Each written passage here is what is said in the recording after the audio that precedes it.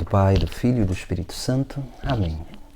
Hoje nós vamos refletir sobre aquilo que nós muitas vezes percebemos, dentro da nossa própria vida e da vida daqueles que estão à nossa volta, para que nós possamos entender um pouquinho mais o ser humano, assim como que ele é e seus estágios de formação.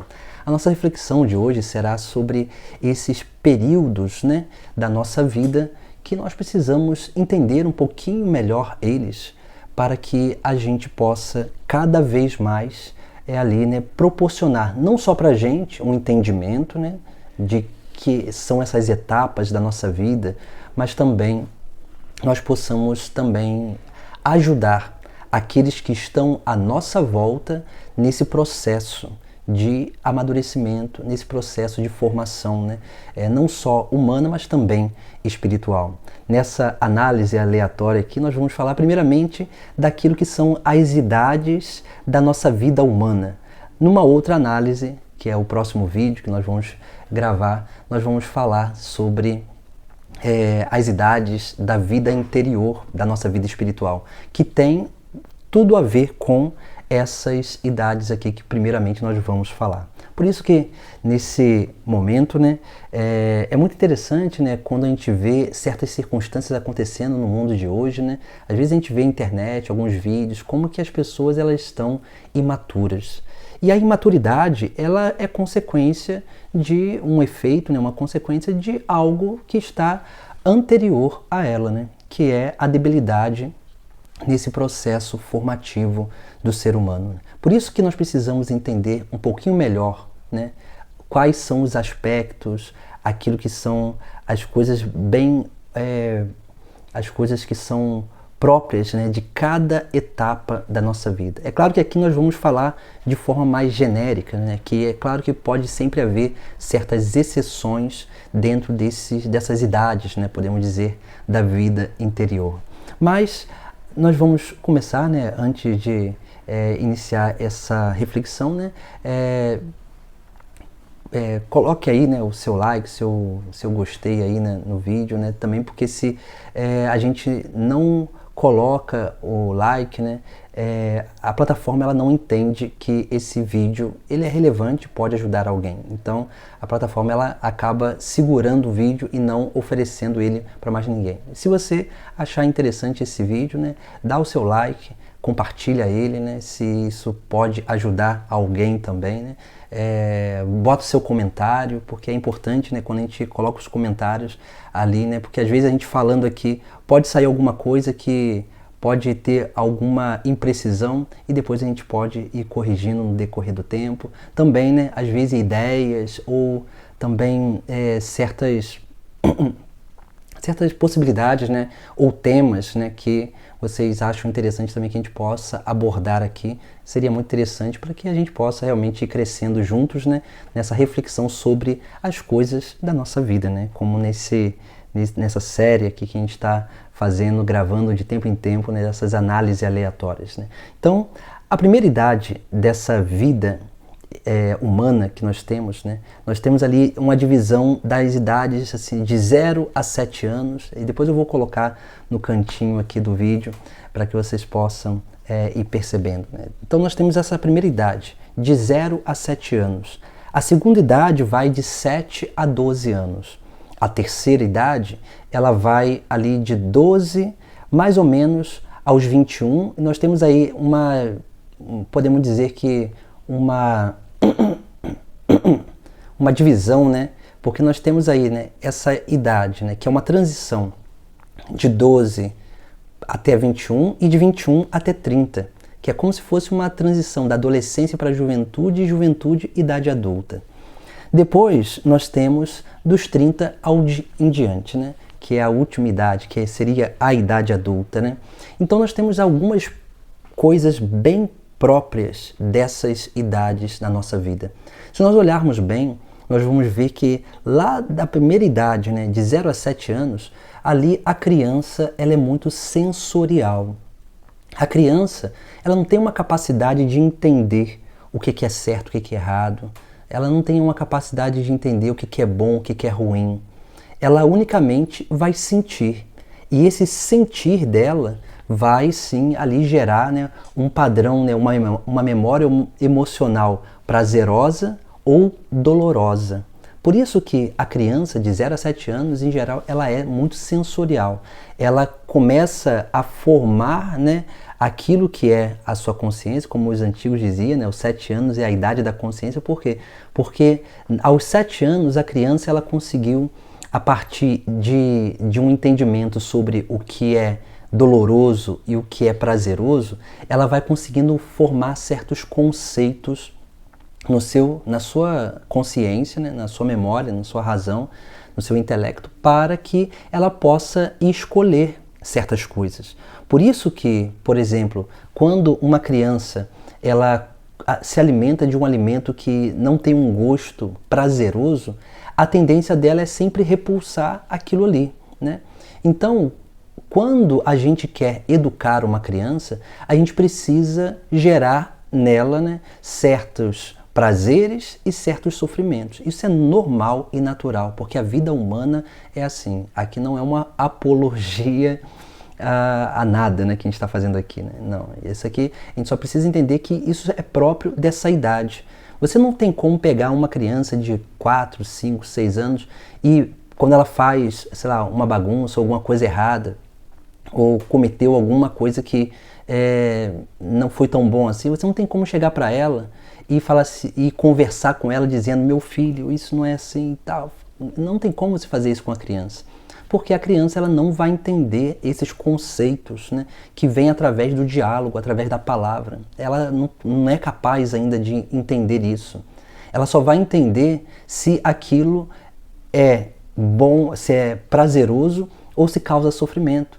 Então, por exemplo, se você diz para aquela criança: não coloca nada na tomada, aquela criança, ela vai lá, né, uma hora ou outra ela vai colocar alguma coisa na tomada. E aí ela vai tomar um choque. Quando ela toma um choque, ela sente dor. Então ela nunca mais vai fazer aquilo ali. Por quê? Porque ela sabe que aquilo ali gerou um sofrimento a ela. É normal isso. Como uma comida, né? Assim, como os antigos faziam, né? Vai lá e a criança está fazendo alguma coisa, metendo muita coisa, bota pimenta na boca, né? Os antigos tinham esses métodos, né? Então, quando a criança metia o dedo na boca, para não ficar chupando o dedo, sentia aquele gosto ruim, nunca mais colocava o dedo na boca, né? Por quê? Porque ela gerou uma memória emocional de sofrimento diante daquele ato. Então, ela vai buscar evitar fazer aquilo de errado. Também acontece da outra forma. Quando a criança ela faz uma coisa boa e aí você agrada ela, você vai premiando ela por aquilo que ela fez de bom, aquilo vai gerando uma certa satisfação. E essa satisfação, esse prazer, faz com que ela continue perseverando na virtude. E por quê? Porque ela vai gerando memórias boas diante daquelas circunstâncias, até que ela consiga trilhar esse caminho de 0 a 7 anos para ali chegar, né, a outra idade da vida humana, que aí é a segunda idade da vida humana, que é ali, né, dos 7 aos 12 anos. Dos 7 aos 12 anos, a criança, essa criança que está transitando para a adolescência, ela não consegue fazer uma reflexão gradativa, nem do bem e nem do mal. Essa idade, a criança adolescente, como ela já está começando, ela entrou na idade da formação da consciência, ela consegue ali, você vai conseguir formar ela sobre os conceitos de bem e mal, de bom e verdadeiro, de falso e verdadeiro, de bom, ruim, né? Ou, por exemplo, alguns outros conceitos assim extremos, né? Que vão de um lado ao outro, né? É como se a criança, né, a adolescente, nessa idade, até chegar a essa idade da adolescência aí, né, ou dos 12 anos, é como se esse indivíduo, o mundo para ele fosse preto e branco, né? Ou é isso ou é aquilo. Então nós temos muito essa perspectiva dentro dessa idade. Por isso que nessa idade é o momento de quê? Não só de continuar aquela educação pela privação, porque é necessário continuar essa privação, mas aí nesse momento é importante a gente fazer o quê? A gente ir, né, ali explicando certas coisas àquela criança, àquele adolescente, para que ele possa, né, cada vez mais ir formando a sua consciência moral, ética das circunstâncias da vida. E assim a gente vai, né, crescendo cada vez mais nessa capacidade de entender o mundo de forma mais panorâmica e mais ampla.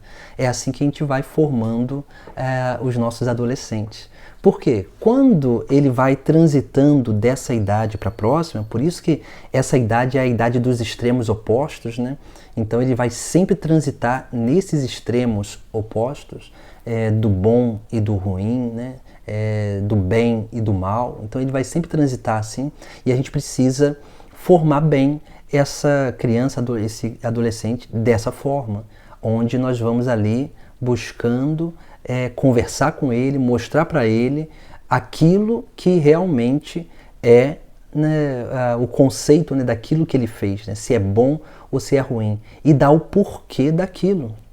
Porque não basta a gente só dizer que é bom, que é ruim. Não, a gente precisa ir ensinando o porquê que aquilo é ruim, porquê que aquilo é bom, porquê que aquilo não deve ser feito, porquê que aquilo deve ser feito. A gente precisa dar o porquê das coisas, porque eles sentem essa necessidade de entender para ter mais convicção daquilo que eles vão, né, da forma para que eles possam usar a liberdade deles com mais responsabilidade. Aí entra a terceira idade, né, que é essa de 12 aos 21 anos, ou também, né, essa transição da adolescência para a juventude e depois da juventude para a vida adulta, né, dos 21 aos 30. Né. Então nós vemos aí, propriamente, dos 12, quando o adolescente ele vai transitando para a juventude, nesse momento ele consegue ter uma capacidade mais real de formar gradações, né, do que é bom e do que é ruim. Ele não só sabe o que é bom e o que é ruim, mas ele começa a discernir, né, os momentos, os locais, aquilo que ele pode falar em certos ambientes. Por isso que, por exemplo, uma criança de 7 a 12 anos, tudo aquilo que ela vê em casa, que o pai e a mãe faz, ou que um parente mais próximo faz, ele vai falar aquilo nos outros lugares que ele tiver. E às vezes, né, certas coisas deixam os pais ou os parentes muito desconcertados, né, porque a criança nessa idade ela não consegue perceber que uma coisa que é boa ou que de repente é neutra, podemos dizer assim, ela pode ser falada em um lugar, mas não convém ser falado em outro lugar. Ela não consegue entender isso. Mas esse adolescente aqui, ele começa a perceber isso. Então ele começa a ver essa gradação, né, de coisas que ele precisa ter um certo cuidado, justamente para que ele possa administrar bem as relações dele. Então nós vemos justamente, né, nesse período, né, os adolescentes ali, né, principalmente o adolescente passando para a juventude, nós vemos, se ele não for bem formado até essa idade, nessa idade o que ele começa a fazer? Como ele começa a entender o mundo de forma mais ampla, podemos dizer assim, né, de forma mais ampla, ele começa meio que desbravar as realidades, né, existenciais da própria vida dele. Ele começa a lhe formar certos conceitos, né? Por quê? Porque ele tem o contato com a escola, o contato com certos amigos, certos grupos, e aí ele sente a necessidade de se associar a esses grupos. E às vezes são grupos ideológicos, né? Ideológicos no sentido de que pensam de uma forma, ou gostam de alguma coisa, ou sei lá, a gente vê muito isso em grupos que gostam de certos tipos de música, ou então de certos esportes. Então esse adolescente jovem ele começa a se associar nesses pequenos grupos. E ali eles começam, né, aí que está a grande questão, se ele não for bem formado anteriormente, quando ele entra nesse grupo, ele começa a se apropriar do pensamento daquele grupo. E se aquele pensamento ele não for um pensamento bom, ou algo coerente, ele não vai conseguir discernir sobre o bem e o mal, sobre essa gradação de coisas, e aí naturalmente ele vai o quê? Ele vai se permitir ser levado por alguém, né, daquele grupo ali, a realizar coisas que assim, anteriormente ele não foi formado daquela forma. Mas por quê? Porque quando esse adolescente ele não é bem formado, ele vai transitando para a juventude sempre muito levado pelos outros. Porque nessa idade aqui ele já precisa aprender a usar a sua liberdade com responsabilidade. Porque senão ele vai se associar a um grupo, porque isso é normal e natural nessa idade, ele vai se associar a um grupo e esse grupo vai corromper aquilo que já foi formado nele, ou aquilo que ainda nem foi formado nele, né? Então vai entrar ali uma formação assim subjetiva, né, de coisas que não vão fazer bem futuramente para ele. E aí depois nós vemos, né, essa transição, né, dessa adolescência para a juventude e da juventude para a idade adulta. Essa época também existe uma característica bem forte que é a independência. O adolescente, o jovem, ele se acha muito independente, né, dos pais, da família. Assim, só esquece, né, que é o pai e a mãe que paga colégio, que bota comida na mesa, que compra as coisas dele, que compra as roupas dele. Então ele se sente independente, mas é uma rebeldia sem causa, né? Como a música antiga do Traje a Rigor, né? Que podemos dizer que é um retrato da sociedade de sempre, né? Porque sempre isso vai existir, sempre existiu e sempre vai existir, como existe hoje também. Por isso que nessa idade nós vemos ali algo muito interessante, né? Porque dessa transição da juventude para a idade adulta, nós temos ali como que formações, né, de ideais. O que seria isso, né? Essa formação de ideais onde aquele sujeito ele vai começar, né, a idealizar o seu futuro. Ele vai começar a buscar, né, cada vez mais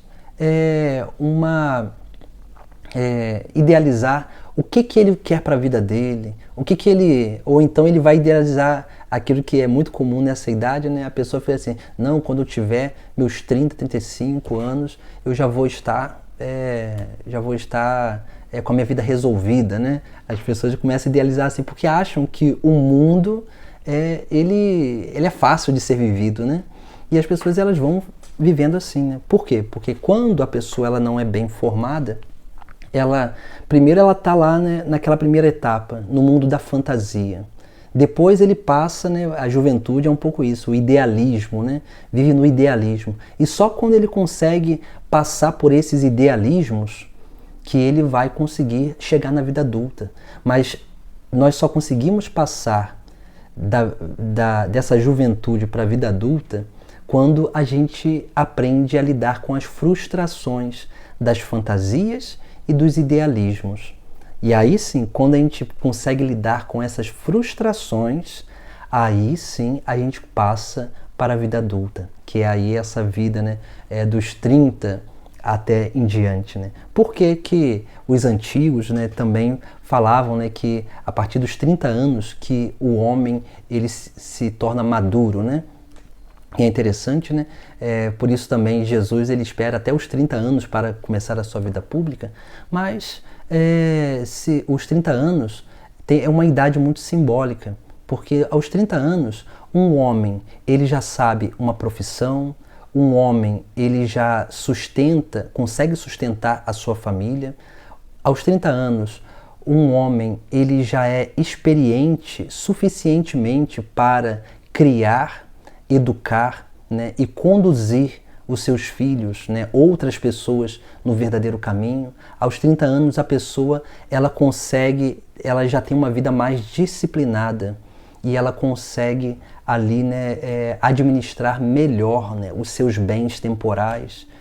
Aos 30 anos, aquela idade dos prazeres já passou e ele consegue ter um domínio maior da sua afetividade, das suas questões interiores, das suas carências interiores. E aos 30 anos ele consegue, com mais facilidade, não facilidade, mas com mais convicção, podemos dizer assim, de assumir compromissos eternos com Deus e com o próximo, né? Ou seja, aos 30 anos há ali, né, a plenitude de uma formação de um caráter, né? De um caráter, onde a pessoa ela tem sim, né, uma vida moral, uma vida familiar, ela tem uma capacidade de alteridade, né, de diálogo com tudo e com todos. Por isso que essas etapas, né, da nossa vida humana, elas são importantes a gente entender justamente para isso, né? Justamente para que a gente possa cada vez mais ir percebendo essas coisas no nosso interior, mas também proporcionar àqueles que nós conduzimos, né, uma boa formação, purificando certas desordens e ali aprimorando aquelas virtudes necessárias a cada um deles. Então que a gente possa ir olhar, né, para a nossa vida e para a vida daqueles que estão à nossa volta, né, para que a gente possa fazer olhar, né, para o nosso mundo e perceber, né, o quanto as pessoas realmente estão imaturas. Justamente por quê? Porque não passaram bem por todas essas etapas da vida. Chegaram pessoas à idade em estatura adulta, mas não de sabedoria e graça, né?